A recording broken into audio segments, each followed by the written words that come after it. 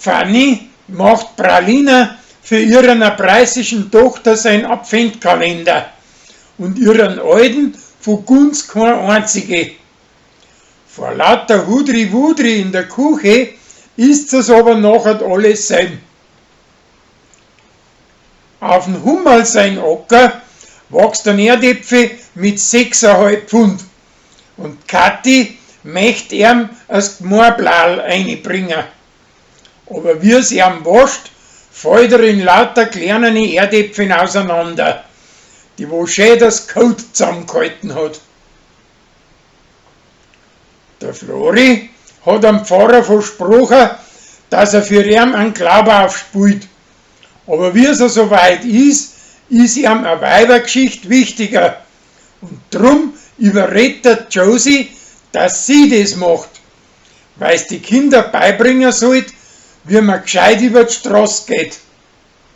Das fliegt aber auf. Und drum kommt die mit Nicolo und verjagt ihm sein Flitschen. Feuerwehr von Racherding tritt wieder gegen die Lansinger an.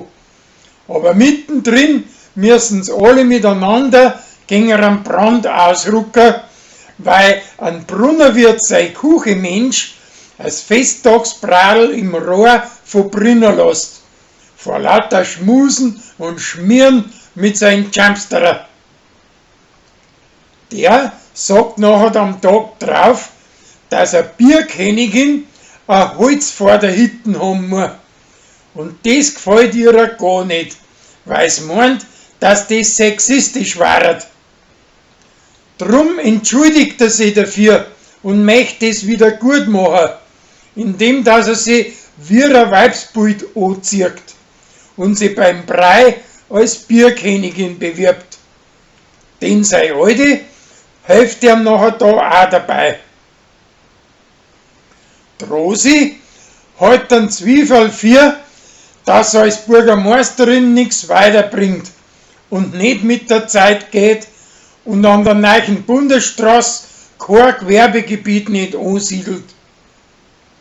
Drum schaut sich der ganze Gemeinderat einmal so etwas in einer anderen Gemeinde an. Weil sie aber das Zwiefel nichts sagen lässt, möchte Rosi jetzt sein Bürgermeisterin werden.